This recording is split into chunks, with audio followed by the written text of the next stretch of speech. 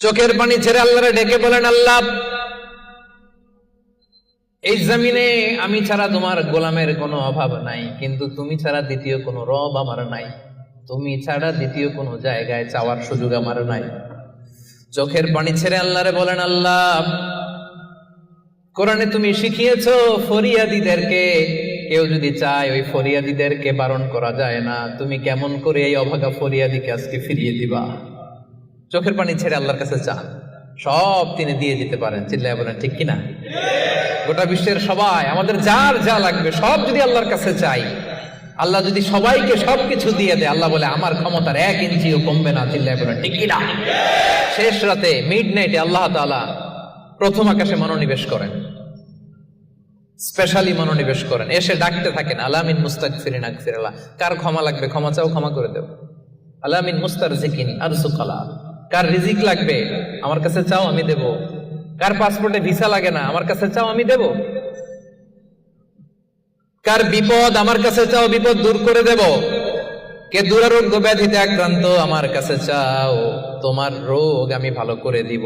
অসুস্থকে সুস্থ করতে পারে কে? বিপদ থেকে মুক্ত করতে পারে কে? দুনিয়ার সব মানুষ ওই গভীর রাতে ঘুমায়, কিন্তু রহমানের বান্দারা ঘুমায় না।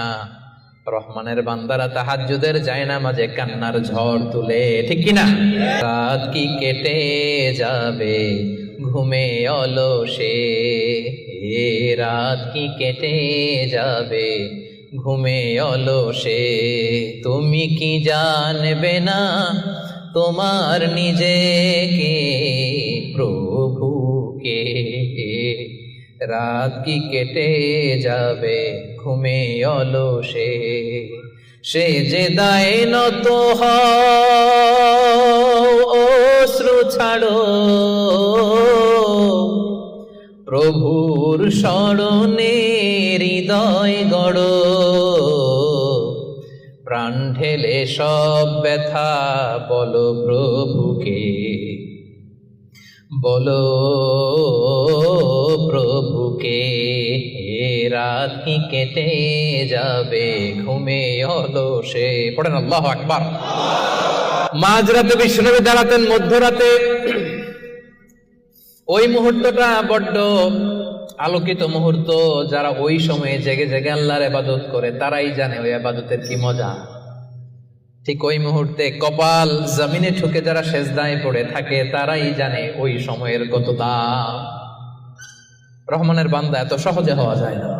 ইয়ানজিলু রাব্বুনা, আরশ থেকে আল্লাহ তাআলা প্রথম আকাশে নেমে আসেন, এসে ডাকেন, কার কি লাগবে চাও, আমি দেব। আমাদের চাওয়ার সময়টুকু নাই। কিভাবে চাইতে হয় সেটা জানতে হয়। পারবেন না আল্লাহর কাছে চাইতে? পারবেন? সেজদায় পড়ে আল্লাহরে বলবেন, আল্লাহ, এই পৃথিবীতে আমি ছাড়া তোমার গোলামের অভাব নাই, কিন্তু তুমি ছাড়া আমার দ্বিতীয় কোনো রব নাই। চোখের পানি ছেড়ে আল্লাহরে ডেকে বলেন, আল্লাহ, এই জমিনে আমি ছাড়া তোমার গোলামের কোনো অভাব নাই, কিন্তু তুমি ছাড়া দ্বিতীয় কোনো রব আমার নাই, তুমি ছাড়া দ্বিতীয় কোনো জায়গায় চাওয়ার সুযোগ আমার নাই। চোখের পানি ছেড়ে আল্লাহরে বলেন, আল্লাহ, কোরআনে তুমি শিখিয়েছো ফরিয়াদীদেরকে কেউ যদি চায় ওই ফরিয়াদীদেরকে বারণ করা যায় না, তুমি কেমন করে এই অভাগা ফরিয়াদীকে আজকে ফিরিয়ে দিবা? চোখের পানি ছেড়ে আল্লাহর কাছে চান, সব তিনি দিয়ে দিতে পারেন। চিল্লায় বলেন ঠিক কিনা?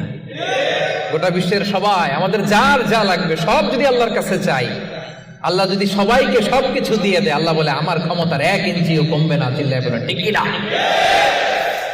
এজন্য রহমানের বান্দার 3 নম্বর গুণ, আল্লাযীনা ইয়াবিতুনা লিরাব্বিহিম সুজদান ওয়া কিয়ামা। রহমানের বান্দারা রাত্রিবেলায় সিজদায় লুটিয়ে পড়ে, তাহাজ্জুদের জায়নামাজে রাত কাটিয়ে দেয়। পারা যাবে? পারবেন? মাঝে মাঝে তাহাজ্জুদের সালাত পড়তে রাজি আছেন?